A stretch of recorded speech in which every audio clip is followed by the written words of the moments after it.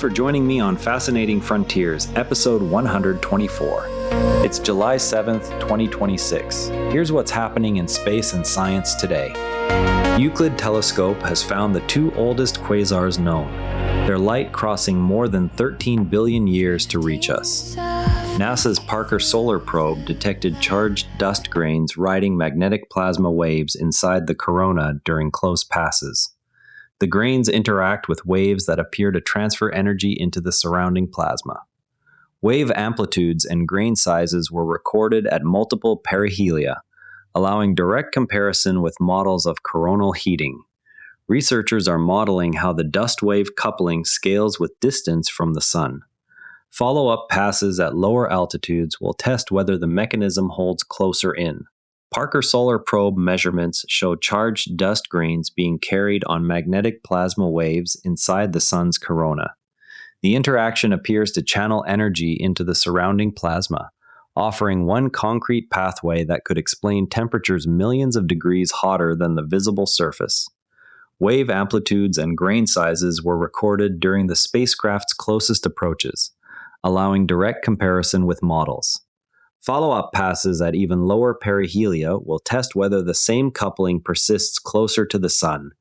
If the Sun were scaled to the size of a basketball sitting in downtown Toronto, its corona would extend outward past the CN Tower yet remain almost completely invisible to the eye. Dust grains roughly a micrometer across somehow persist inside this million-degree plasma long enough to be observed by Parker Solar Probe. The grains are swept along by alpha waves whose magnetic tension acts like an invisible rail, shielding the particles from immediate vaporization. At 6.9 solar radii, the probe recorded wave speeds near 200 kilometers per second, while the grains themselves moved at a few tens of kilometers per second relative to the wave crests. The exact balance between radiative cooling, collisional heating, and magnetic confinement is still unknown. Models cannot yet predict how far inward the grains can travel before they are destroyed. From one probe revealing hidden solar processes, we turn to an object that arrived from an entirely different star system. Comet 3I/Atlas, the third confirmed interstellar object, shows unusual volatile ratios compared with solar system comets. Spectra from multiple NASA facilities reveal its composition and trajectory. Those measurements trace material from another star system formed during the universe's peak star formation era. Continued tracking will reveal how the object's surface evolves as it exits the inner solar system. Archival searches are underway for additional interstellar visitors. While one visitor from afar is studied, Earth itself hosted two close asteroid passes this weekend. Two separate asteroid flybys occurred over the weekend, each passing within a few lunar distances of Earth.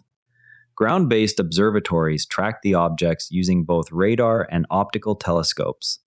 The data refined their orbits and physical properties. The events highlight the growing catalog of near-Earth asteroids monitored for potential future encounters. Future campaigns will focus on similar passes expected later this year. From natural visitors, we shift to the rocket that sent dozens of human-made ones into orbit. A Falcon 9 lifted off from Vandenberg Space Force Base, carrying 81 small satellites into sun-synchronous orbit. Deployment lasted roughly 2.5 hours and included fire detection sensors, military technology demonstrators, and 3D printers. The first stage landed on a drone ship in the Pacific after separation. Several payloads remain unclaimed by public owners at this time. Follow-on missions in the Transporter series are already manifested. While SpaceX flew another rideshare, a German startup secured its first North American launch site. Izar Aerospace signed an agreement to develop a launch pad for its Spectrum rocket on Canadian territory. The deal is tied to a separate submarine contract between Canada and Germany. Spectrum is designed as a small lift vehicle for both commercial and government customers. Site preparation is expected to begin once regulatory approvals are complete. The facility would mark Izar's first North American operational base. From new launch infrastructure on the ground, we move to a satellite preparing for its own ride to geostationary orbit. The second Meteosat third-generation imager satellite, weighing 3,800 kilograms, is undergoing final checks ahead of an Ariane 6 flight. Once in orbit, it will deliver higher-resolution imagery and faster updates for European and North African forecasts. Its infrared channels will improve detection of rapidly developing storms. Journalists may apply by 16th July to attend the launch in French Guiana. Data validation will continue for several months after arrival on station. From forecasting Earth's weather, we look at long-duration tests for crews heading to the Moon and Mars. Applications are now open for crews willing to live inside a closed habitat for 12 months. The study will test medical monitoring, food systems, and psychological support protocols. Selected participants will simulate surface operations without leaving the facility. Results are intended to inform both Artemis lunar stays and eventual Mars missions. Deadlines and eligibility criteria are posted on the agency's human research website. While future crews train on the ground, one Canadian astronaut who already flew to the Moon is stepping away. Jeremy Hansen, who flew aboard Artemis II, is stepping down from active duty at the Canadian Space Agency. His departure follows a career that included training for lunar missions and public outreach across Canada. The agency has not yet named a replacement for his flight-assigned role. Hansen's experience will remain available through advisory positions. Future Canadian astronaut selections are expected later this decade. From one Canadian leaving orbit, we turn to simple naked-eye sights visible before dawn this week.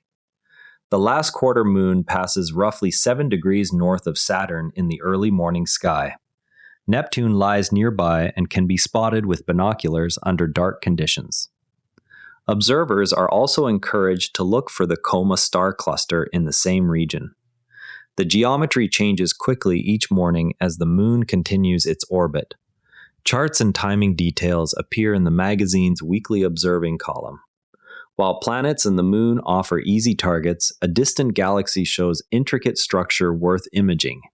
The barred spiral NGC 7098 lies about 100 million light-years away in octans. High-resolution imaging from Chile reveals a bright inner ring surrounded by a fainter outer ring and tightly wound spiral arms wrapped around the central bar. The structure is thought to result from dynamical resonances within the galaxy's disk. Amateur and professional observers continue to monitor the system for transient events. The image appears in the magazine's current Picture of the Day series. From one striking galaxy image, we move to a set of cosmic scenes colored red, white, and blue. 4 new composite views combine Chandra X-ray data with optical and infrared observations to produce red, white, and blue cosmic scenes. 3 of the images include sonified versions that translate X-ray brightness into audible tones. The release pairs with broader NASA efforts linking Apollo heritage to the Artemis program. Viewers can explore the full set on the Chandra mission site. Additional data products will appear in coming weeks. While telescopes capture striking views, astronauts aboard the ISS documented another kind of landmark. Astronauts captured nighttime images of several stadiums and urban areas preparing for the upcoming 2026 World Cup. The views from 250 miles up show city lights and infrastructure changes visible from orbit. The photo series continues a long tradition of documenting major sporting events from the station. Images are being released through NASA's Earth Observatory. Additional passes over host regions are planned through the summer. From Earth observation, we turn to experiments running right now inside the station. Expedition 74 crew members started experiments examining cartilage tissue engineering and cardiovascular responses in microgravity. The work uses specialized incubators and monitoring equipment already aboard the outpost. Parallel maintenance tasks on spacesuits and cargo transfers continued throughout the day. Data from these investigations will feed into long-term health protocols for future missions. Weekly science summaries are posted on the NASA Space Station blog. From current station science, we look at concepts that could change how crews move on the lunar or Martian surface. A University of Michigan team designed pressurized, actuated tunnels that would link habitats to rovers and science stations. The concept was submitted to NASA's 2026 Moon to Mars Academic Challenge. Once deployed, the tunnels would eliminate the need for repeated suit-up cycles during surface traverses. Prototypes are being tested in analog environments on Earth. The team will present further refinements at upcoming NASA workshops. From surface operations, we close with two small but telling cultural and manufacturing notes. Tiny carvings of legendary Indian researchers have been placed inside a needle's eye and will fly aboard the Vikram 1 rocket. The payload demonstrates precision manufacturing techniques suitable for future space artifacts. The launch is scheduled as part of India's growing small satellite manifest. Post-flight analysis will assess material durability in the space environment. Similar cultural payloads are under consideration for subsequent missions. Next time, we will be watching for new results from Parker Solar Probe's next close approach.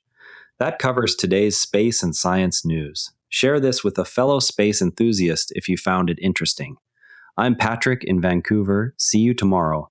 And if you'd rather watch than listen, find us on YouTube at NARA Network. Links in the show notes. And before you go, this show is part of the NARA Network, a family of daily podcasts on tech, science, and markets, each one a short, sharp briefing you can finish on the commute. If today earned its place in your feed, here's your next listen. Modern investing techniques, modern strategies for Canadian and U.S. investors. Find every show free at naranetwork.com. This episode used AI voice synthesis of my voice. Editorial selection and analysis are my own.